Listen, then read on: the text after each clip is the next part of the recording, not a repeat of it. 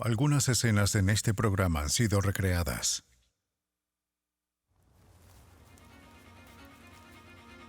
En el condado de Fairfax, Virginia, la policía encuentra un cuerpo descompuesto, pero no hay reportes de haberse cometido algún crimen. En Fort Myers, Florida, un asesino confiesa un crimen espeluznante, pero la policía no puede encontrar ningún cuerpo. Un asesino en serie podría salir en libertad, a menos que la policía encuentre la evidencia para ponerlo tras las rejas.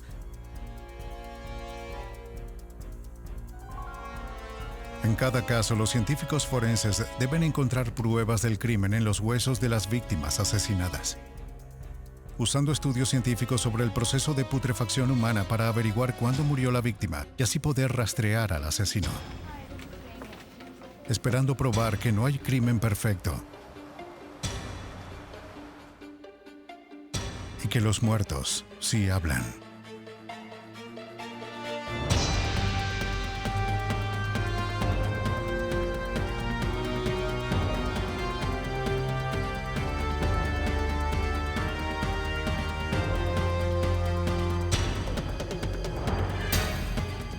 Los nuevos detectives.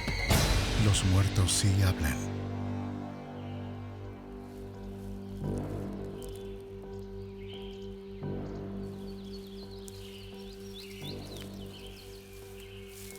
Diciembre de 1993. En un área boscosa cerca de Washington, D.C., un topógrafo ha hecho un descubrimiento espantoso.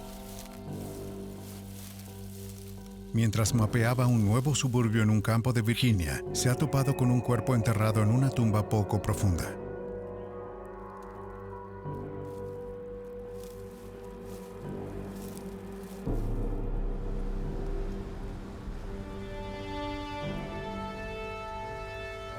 Los oficiales del Departamento de Policía del Condado de Fairfax llegan al área aislada donde se encontró el cadáver.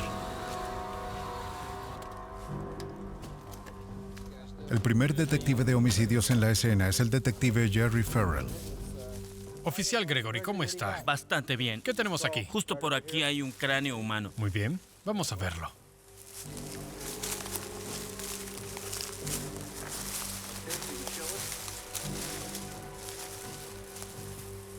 La policía asume que es un homicidio.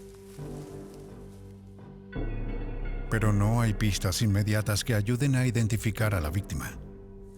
Teniente Wilson, ¿quiere venir a ver esto?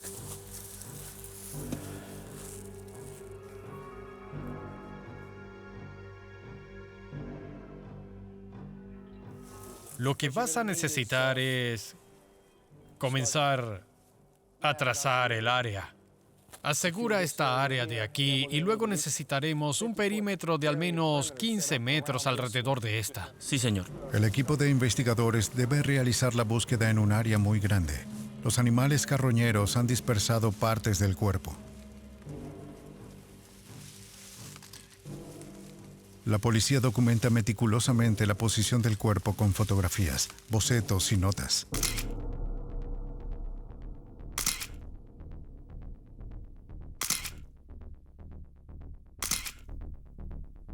El detective Dennis Wilson encabeza al escuadrón de casos fríos, que investiga delitos en los que el rastro de las pruebas se ha enfriado. En tales casos, cada pista, cada pieza de evidencia, no importa cuán pequeña sea, puede ser la clave para resolver el crimen. ¿Cuántas muestras crees que vamos a necesitar y con la posición del cuerpo es...? Por partes de la ropa y el cabello, los detectives Wilson y Farrell están bastante seguros de que la víctima es una mujer. Como la descomposición a menudo deja residuos grasos, los oficiales toman muestras de suelo cerca del cuerpo. El análisis químico podría ayudar a determinar cuándo fue enterrada la víctima. Bueno, solo tenemos una oportunidad en la escena del crimen y tienes que hacerlo bien la primera vez. Así que te tomas el tiempo, no hay prisa. El cuerpo obviamente ha estado allí algún tiempo. Vamos a tratar de reunir toda la evidencia que podamos y asegurarnos de que no nos perdemos nada, o simplemente tal vez una pequeña pista aquí que conduzca a su identidad o la identidad del asesino. Debido a que el cuerpo está tan descompuesto, los detectives hacen una llamada a Washington, D.C. El Dr. Douglas Osley, del Instituto Smithsoniano, es un antropólogo cuya especialidad es la identificación de restos humanos. desde soldados que murieron en la guerra hasta víctimas modernas de homicidio. Ha testificado en muchos juicios penales como científico forense, lo que significa ciencia forense utilizada como prueba en un tribunal de justicia. Al recibir la llamada de la policía del condado de Fairfax, acepta visitar el sitio donde se encontró el esqueleto. En casos habituales, las víctimas de asesinatos son asignadas a médicos forenses que diseccionan el cuerpo para encontrar la causa de la muerte. Pero los médicos forenses están acostumbrados a tratar con cuerpos frescos.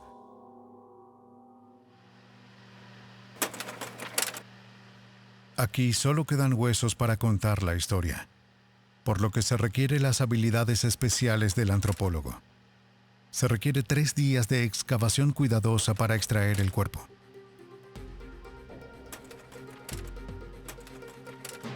De vuelta en su laboratorio, Owsley busca señales de la edad, el sexo y la causa de muerte de la víctima. Es inmediatamente evidente que la víctima es mujer. El hueso pélvico es más ancho en las hembras a causa del canal de parto. Aunque Owsley cree que la víctima era un adulto joven, es difícil ser más preciso.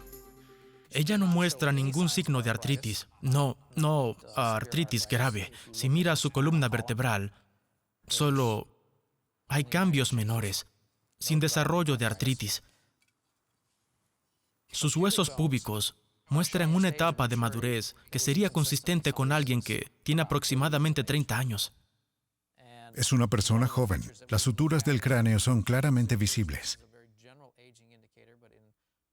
A medida que una persona envejece, las suturas tienden a fusionarse.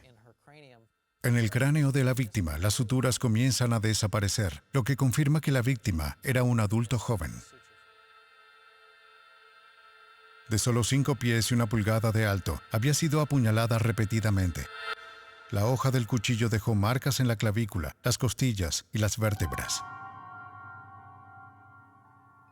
Al observar el patrón de cortes en el hueso, se puede decir que la persona estuvo detrás de ella al menos un tiempo. Ella tiene heridas de cuchillo que penetraron en la espalda, en la línea media. El corte que está en la clavícula, hay muchas posiciones diferentes que podrían explicar eso, pero una sería el atacante estando detrás de ella. Darle un nombre al cuerpo no será fácil. Para arrojar más luz sobre este misterioso caso, la policía debe determinar la identidad de la víctima.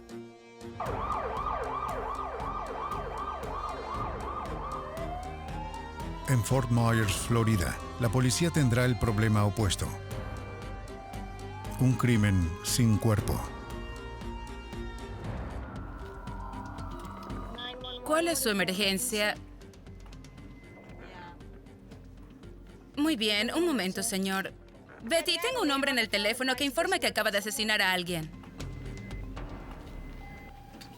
En un centro de comunicaciones de la policía en Fort Myers, Florida, una llamada al 911 conducirá al descubrimiento de un crimen espeluznante que data de 1989. 911, ¿cuál es su emergencia? Quisiera reportar un homicidio en Piney Road. ¿Homicidio? ¿Dónde ocurrió? Solo llamo porque debo confesar lo que hice.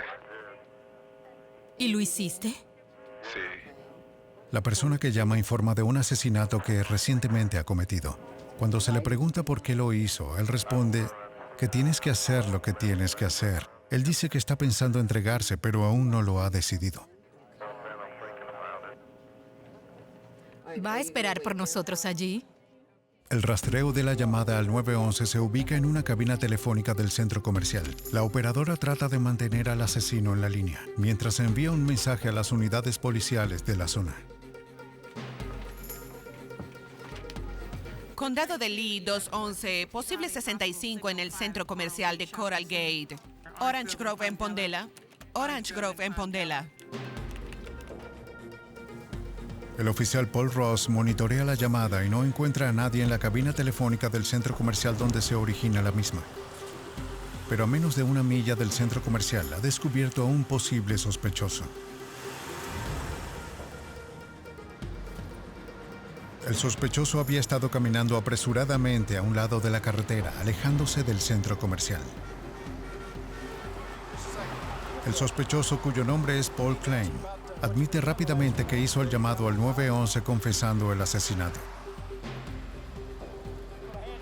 Se le informa de sus derechos y se le toma en custodia.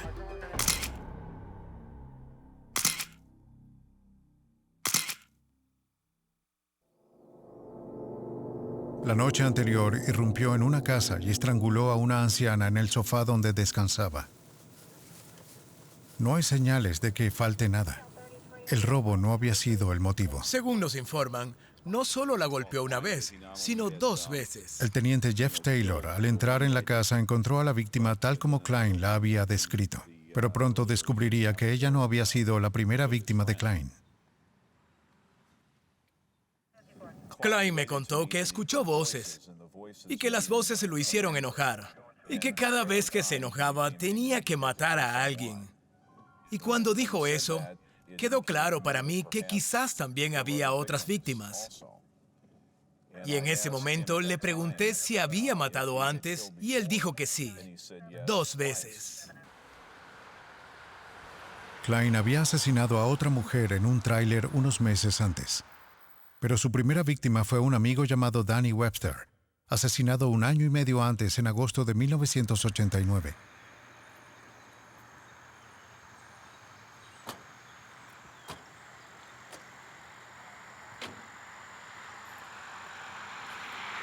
Atrayendo a Webster a un campo para buscar latas de aluminio, Klein lo había golpeado hasta la muerte con un tubo de plomo. Una unidad de búsqueda de la escena del crimen recorre el área donde supuestamente ocurrió el asesinato. Oigan, creo que tengo algo por aquí. ¿Ah, sí? ¿Qué es? Acérquense. Parece una bota. Tiene tiempo aquí. Teníamos información que creíamos en el momento en que se cometió el delito. El acto de homicidio se cometió originalmente en este campo, entonces hicimos una búsqueda en cuadrícula de todo el campo y localizamos este zapato. Es pronto para saber si realmente pertenece a la víctima, pero creemos que hay una buena posibilidad de que lo sea. Si una vez que encontramos el zapato, tenemos que tratarlo como una evidencia.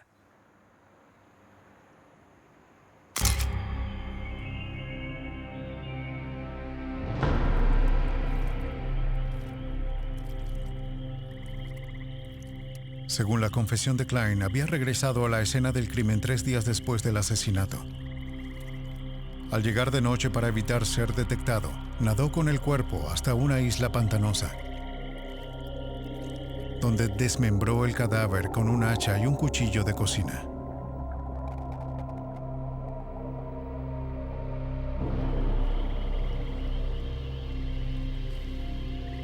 Después de deshacerse del cuerpo de Webster tan cuidadosamente y de salirse con la suya durante 1 año y medio, ahora decide confesar.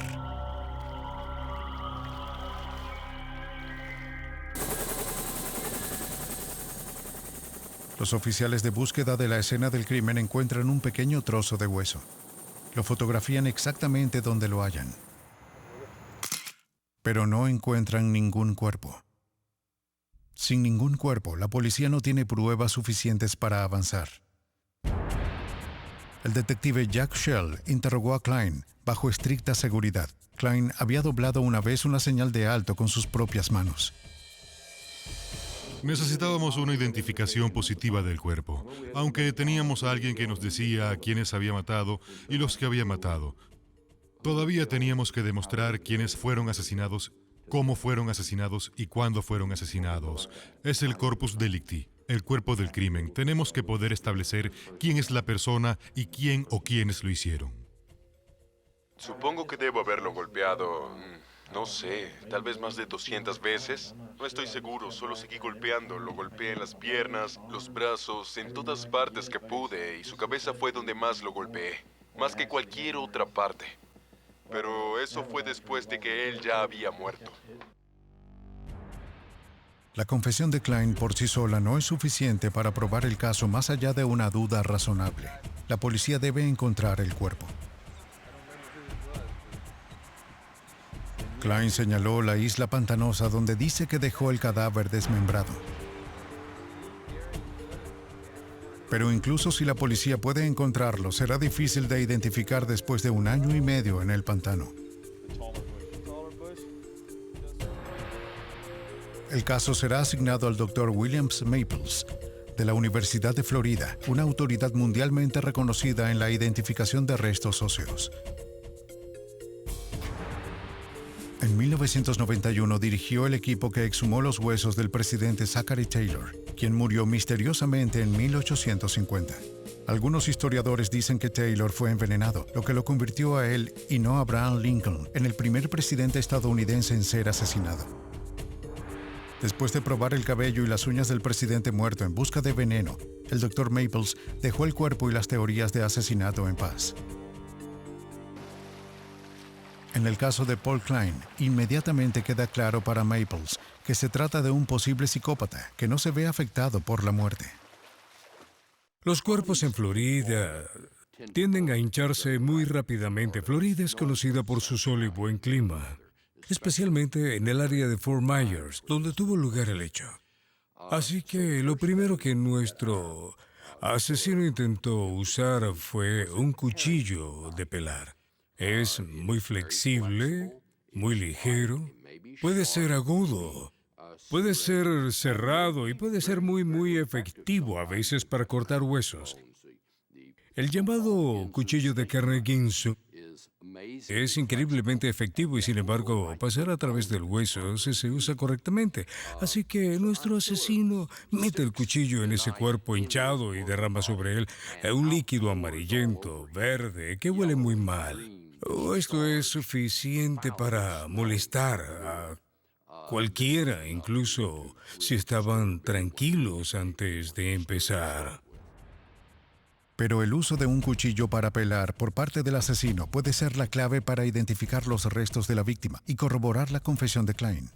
Si tomamos un cuchillo de pelar y lo frotamos con un palo o un hueso o lo que sea, notará que la cuchilla salta y choca. Este patrón produce un tipo de corte interrumpido en la superficie del hueso y buscamos esta evidencia, lo que nos podrá decir cuán flexible o inflexible es la hoja.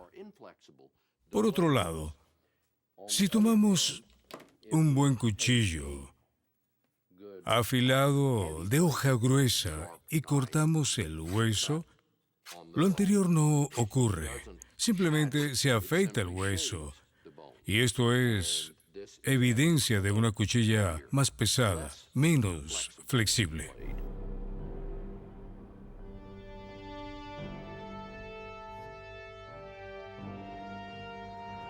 Los oficiales de búsqueda de la escena del crimen llegan a la isla donde Klein dejó el cuerpo desmembrado.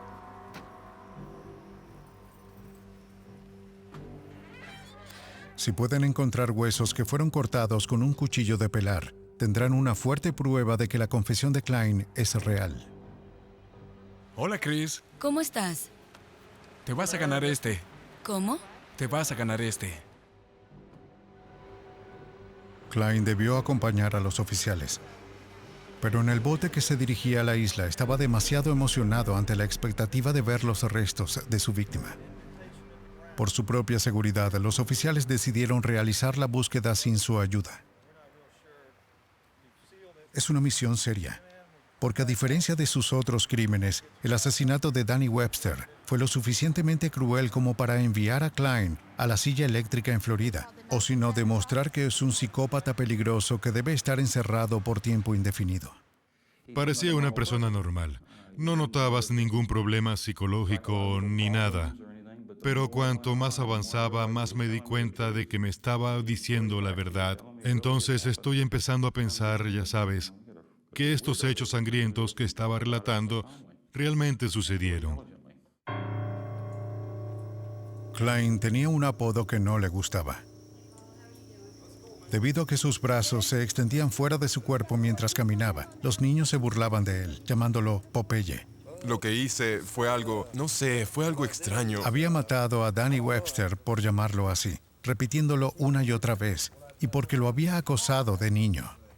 Paul, ¿cómo te sientes? Muy bien, creo que todo está bien. Creo que debería... no sé, me siento un poco mareado. Tengo que tomar mi medicina y esas cosas. Usted ¿Esa sabe. persona del pantano es Danny Webster? Sí, señora. Es él. O era él. ¿Y por qué lo mataste? No sé, me decía apodos y se metía conmigo, así que decidí hacerlo. Buena suerte. Cuidado con la cabeza. Sí, señora. Gracias por todo. Cuidado.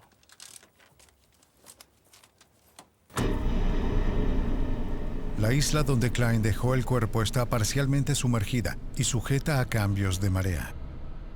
La logística de encontrar evidencia es muy difícil.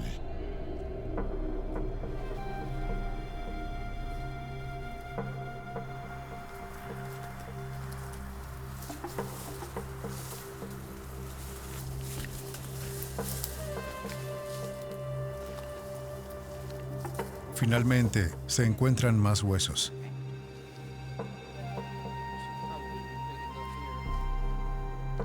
El cuerpo está hecho pedazos, tal como Klein había dicho.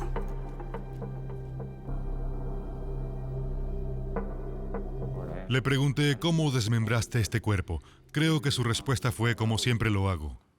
Le quité la pierna izquierda, la cabeza, el brazo derecho, la pierna derecha, en un movimiento circular así.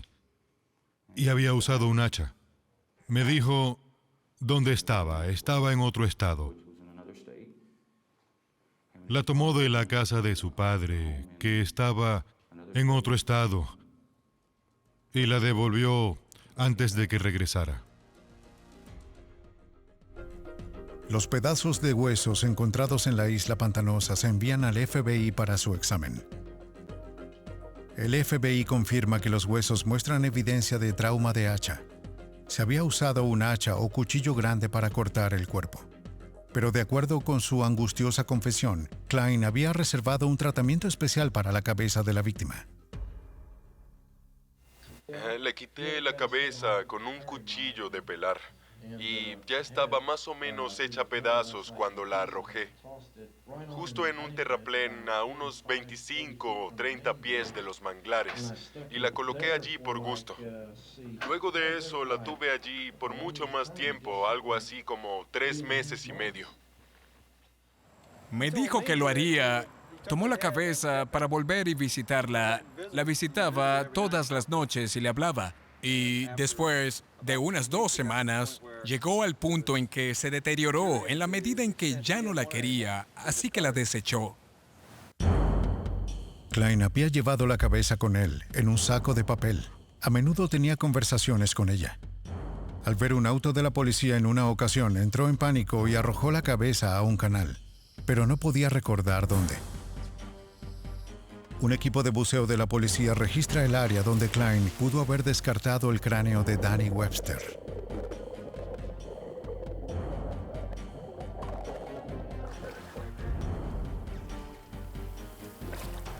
Es una zona de aguas turbias, frecuentada por caimanes. No encontraron nada más que cocos. A menos que se encuentre la cabeza, puede ser imposible identificar los restos como los de Danny Webster. Aquí, como en los suburbios de Virginia, la policía debe asociarse con la ciencia para llevar a un asesino ante la justicia.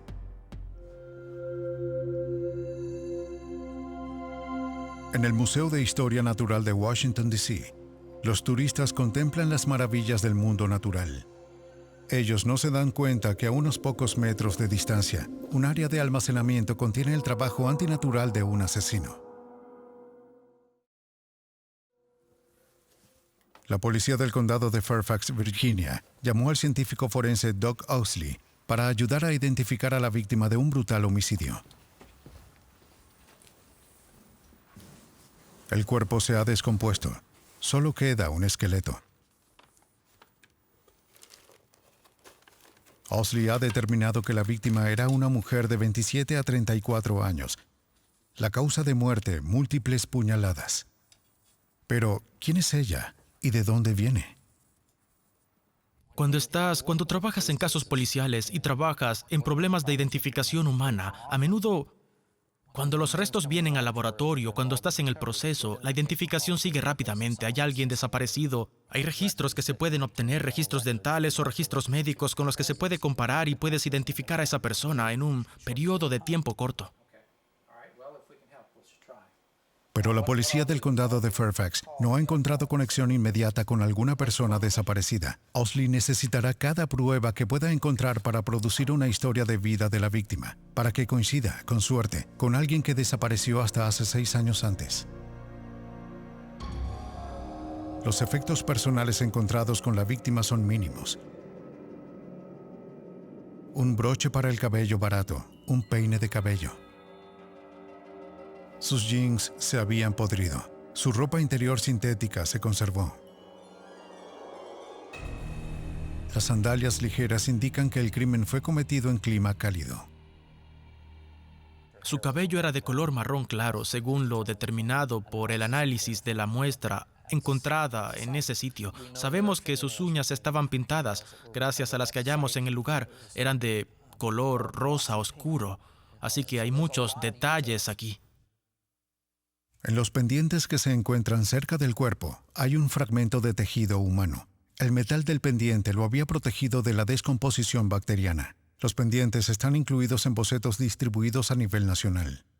Lenta y dolorosamente, los detalles inquietantes de la vida de la víctima se están revelando. En la columna vertebral hay señales de trauma. Las depresiones de las vértebras son evidencia de que los discos entre ellas se han herniado. La víctima pudo haber tenido un trabajo que requería levantar objetos pesados. Anteriormente en su vida cuidaba de sus dientes, pero en los últimos años los había descuidado. Tenía empastes en los dientes frontales para mantener su apariencia, pero faltan 5 de sus molares. Las manchas negras en los dientes son evidencia de que la víctima fue probablemente fumador.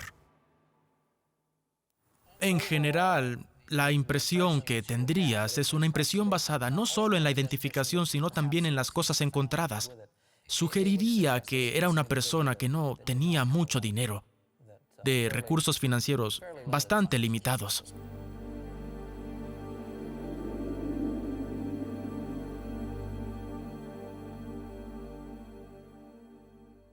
La información obtenida por Owsley se transmite al Departamento de Policía del Condado de Fairfax, donde el detective Bruce Goose dirige la rama de homicidios.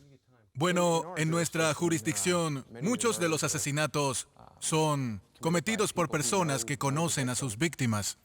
En un caso normal, una vez que se conoce a la víctima, la policía hablará con los vecinos y familiares sobre el estilo de vida de la víctima, quiénes eran sus amigos y sus enemigos. Una cadena de evidencias a menudo conducirá a encontrar al culpable. En este caso no conocemos la identidad, por lo que es difícil ir mucho más lejos hasta que sepamos quién es.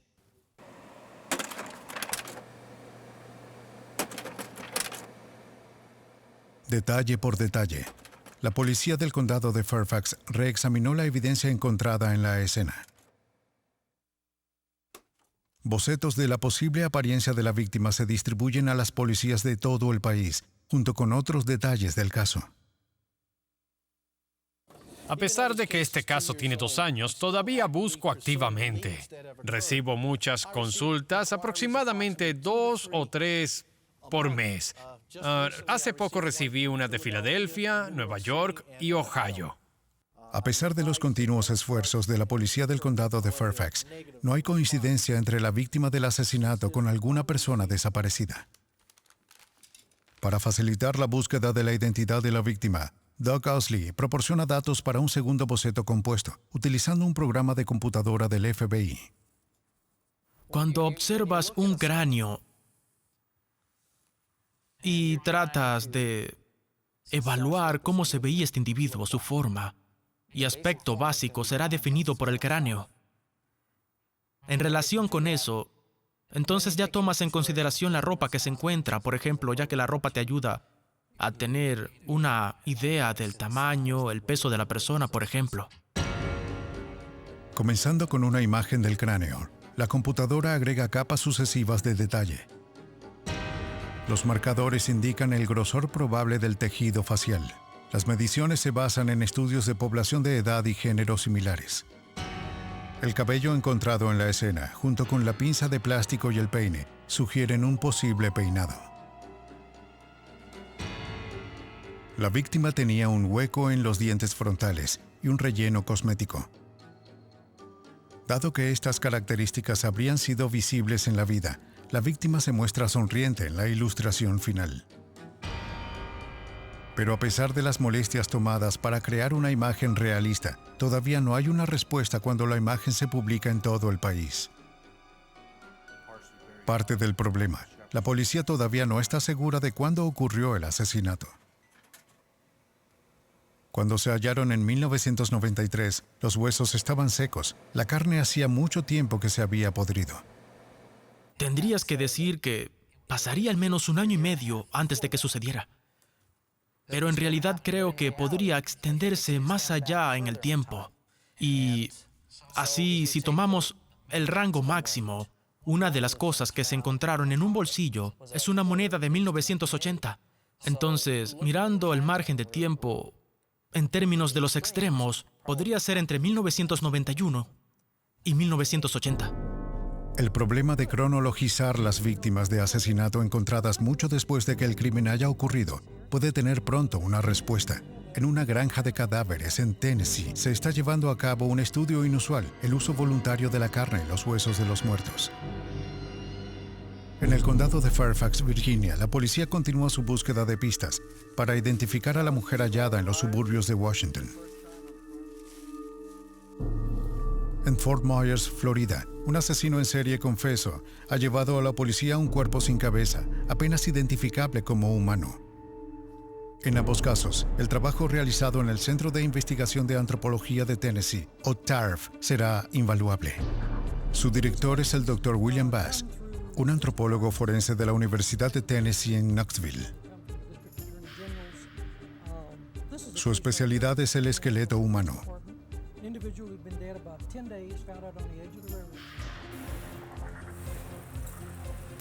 Cuando una persona muere recientemente, las características morfológicas, como las impresiones en los dedos y las palmas, pueden ayudar a identificarlo. Cuando estas características desaparecen y solo quedan los huesos, el caso pertenece a la antropología forense. Las instalaciones de Bass reciben en promedio un cuerpo a la semana para su identificación. Algunas zonas de Tennessee se han convertido en un vertedero para las víctimas de asesinato. No pensamos que las autopistas interestatales sean avenidas del crimen, sino que en realidad son avenidas absolutas del crimen. Así que puedes secuestrar a alguien en Chicago y bajar por la I-75 que pasa por Cincinnati a través de Lexington, Kentucky, hasta Tennessee.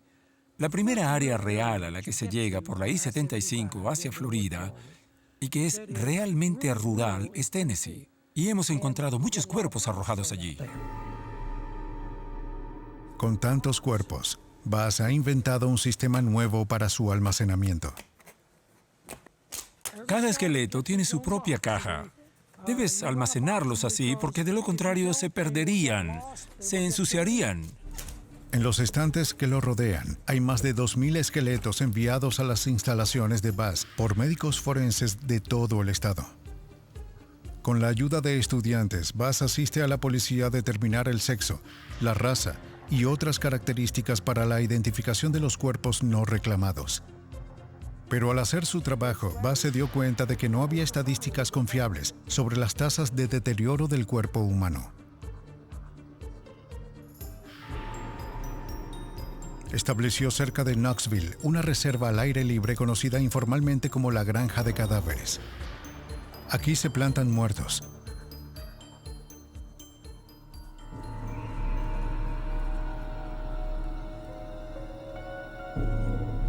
Cuerpos humanos que quedan a la intemperie para descomponerse. Es un experimento que le dirá cómo la descomposición corporal se ve afectada por el clima, el medio y el grado de exposición a los elementos. Este es un cuerpo en el que estamos estudiando los efectos que los desechos de los gusanos dejan en él. Este cuerpo ha estado afuera por 1 año. Los gusanos se han comido su interior, pero han dejado algo de piel para protegerse. A los gusanos no les gusta la luz del sol y lo que hacen es dejar esto como un paraguas para protegerlos. Y así obtienes cuerpos como este que tendrán la cubierta sobre ellos, manteniendo los huesos juntos, aunque no haya órganos internos allí. Los especímenes utilizados para los experimentos de Bass provienen de dos fuentes básicas, aquellos que han donado sus cuerpos a la ciencia y los cuerpos no reclamados enviados a las instalaciones por los médicos forenses. Después de que los cuerpos se han tendido a la intemperie para descomponerse, se devuelven al laboratorio para su análisis.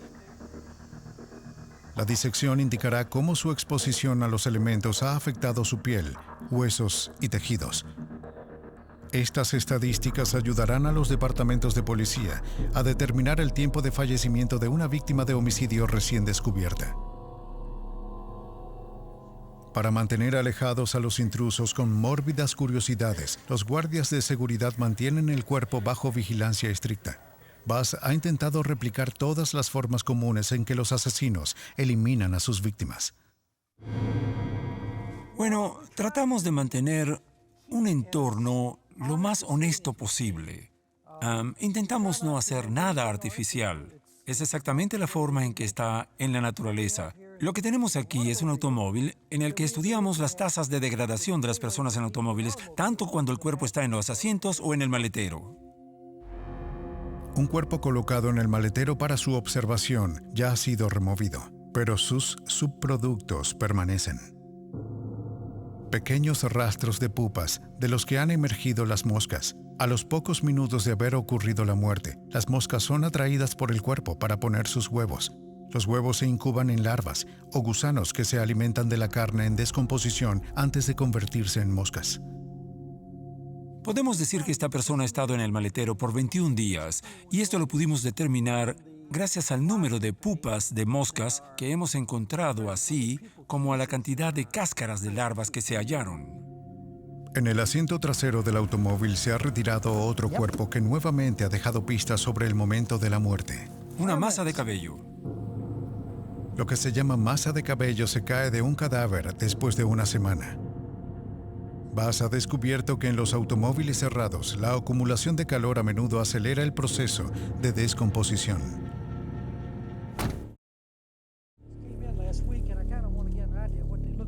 Algunos de los cuerpos han muerto hace solo una semana. Bueno, él no ha ido muy lejos. Veamos cómo se ve este otro. Bueno, este está casi en la misma forma. Otros tienen mucho más tiempo. Bueno, hay algunos gusanos ahí, pero ese gusano está congelado. Se alejó del calor del cuerpo y no regresó allí. Y aquí hay una pareja. Voy a alejar esto un poco más de aquí y veremos si podemos llegar allí. No estoy muy seguro. Bien, ves que hay gusanos allí. Son cientos y cientos de gusanos.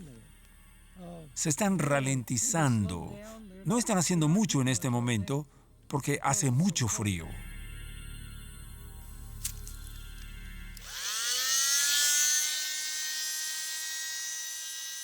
Cada mes, Bass envía muestras de huesos y cabellos al FBI para su análisis. Las muestras provienen de varios especímenes diferentes, en una variedad de lugares dentro de la granja.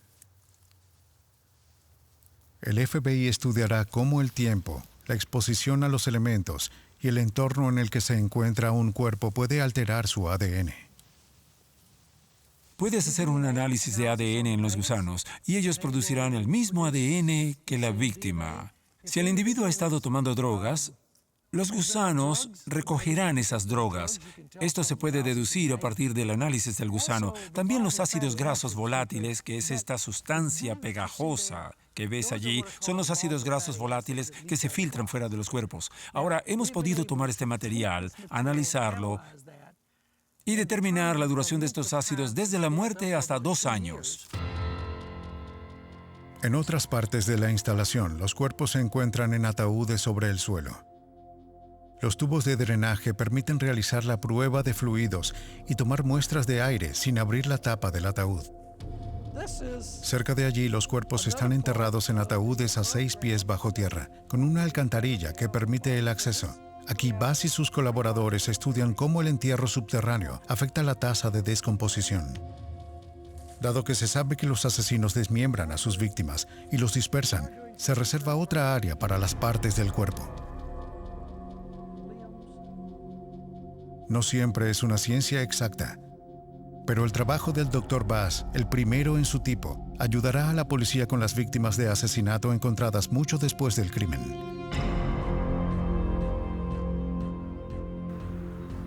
En el caso de Danny Webster en Florida, la policía tiene solo una parte del cuerpo.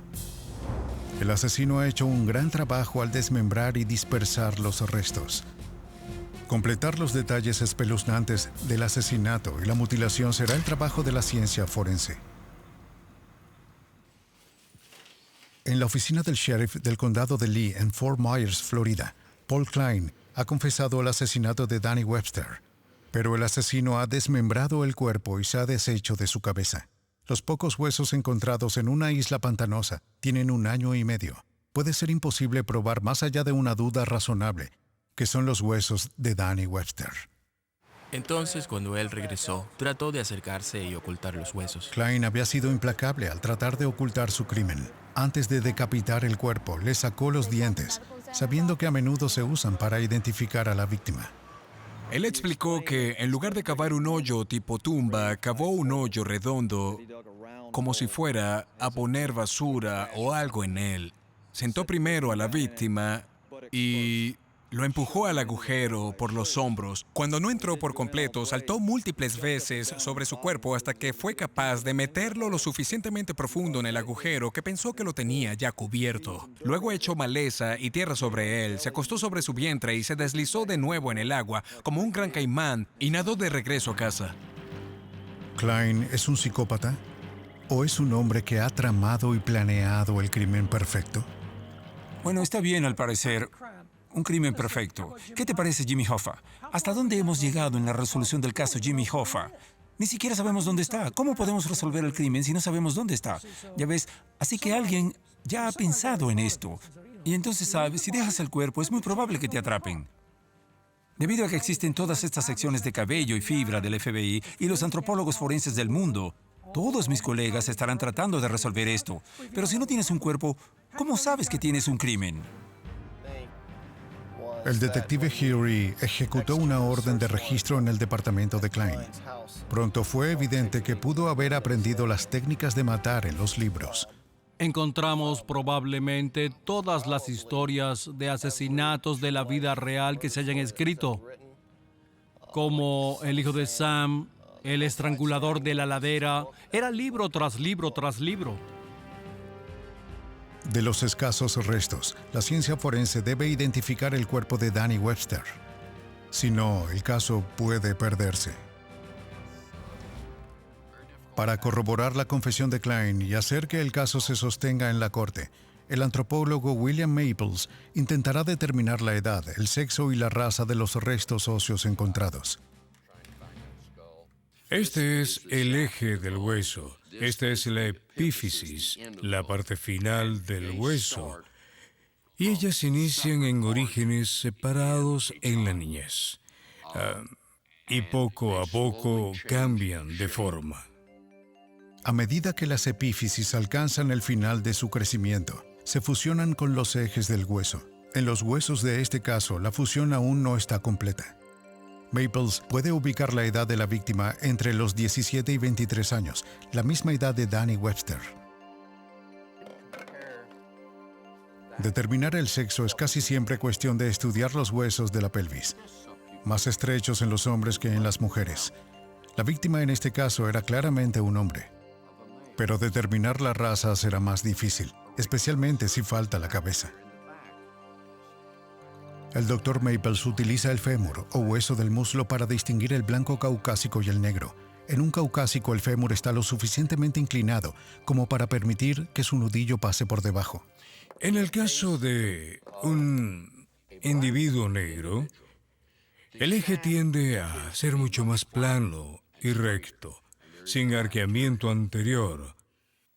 El grado de curvatura en el fémur me indicó claramente que estábamos tratando con un hombre blanco. Finalmente, Maples examina los huesos en busca de evidencia de las marcas que dejaría un cuchillo de pelar si se usó para desmembrar el cuerpo.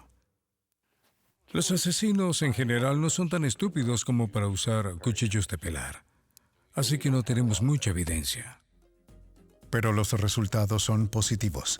Al final de su examen, Maples tiene una prueba concluyente de que los huesos coinciden con la descripción de Danny Webster. La corroboración necesaria de la confesión de Klein está en su lugar. Para el teniente Jeff Taylor, el caso está cerrado. Paul Klein está actualmente en una institución en Chattahoochee, Florida, para personas con enfermedades mentales.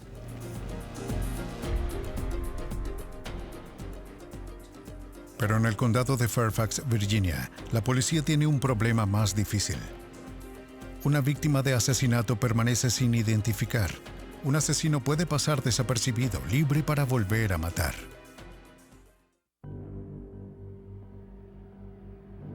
Han pasado más de 2 años desde el descubrimiento de un cuerpo femenino en un campo de Virginia, cerca de Washington, D.C. Los investigadores del condado de Fairfax, incluidos los detectives Gary Farrell y Dennis Wilson, han enviado amplia información sobre el caso, incluidas descripciones de la víctima, cuadros dentales y una descripción de algunas, pero no todas las heridas, descubiertas por el experto forense Doug Osley. Se sabe que las personas confiesan delitos que no cometieron. Después de enterarse de los detalles del delito a través de fuentes públicas, al retener cierta información, la policía puede estar segura cuando una confesión es falsa o genuina. Lejos de tener una confesión, la policía en el condado de Fairfax, después de 2 años de buscar los archivos de personas desaparecidas, aún no logra identificar a la víctima. Incluso hoy pensamos mucho en ella y esperamos que a través de las reproducciones faciales que se han hecho para que alguien pueda reconocerla, puedan contactar a la policía y ofrecer nuevas ideas, porque esta es una persona a la que necesitamos identificar y se necesita identificar para evitar que esto vuelva a suceder, averiguar quién lo hizo. Hemos enviado cientos de imágenes potenciales, cientos de carteles. Probablemente vamos a revisar esto de nuevo, al menos 1 o 2 veces al año. Lo cubrimos en los medios de comunicación. Intentamos que los periódicos se interesen en publicar la imagen. No solo mostramos las representaciones dibujadas, sino también imágenes de la ropa. Este no es un caso que solo está guardado en un archivo. Con una población en crecimiento y más personas en movimiento, muchos crímenes nunca se podrán resolver. Víctimas como la encontrada en el condado de Fairfax, sus amigos y familiares que desconocen su muerte, pueden permanecer sin identificar y su asesino es libre de volver a matar. Creo que las investigaciones de homicidios se están volviendo un poco más difíciles. La tendencia nacional ahora es de extraños asesinando extraños, ya que en años anteriores fue un tipo de asesinato de miembros de familia. A nivel nacional hay más extraños asesinando extraños y los forenses se convierten en una parte muy importante de la investigación. ¿Fue este el trabajo de un asesino en serie? Doug Osley cree que no. El cuerpo fue enterrado a toda prisa. El asesino carecía de las herramientas para desmembrarlo, para que nunca fuera encontrado. Los asesinos en serie como Paul Klein de Florida son mucho más eficientes. En este caso, no se obtiene necesariamente el mismo tipo de sofisticación.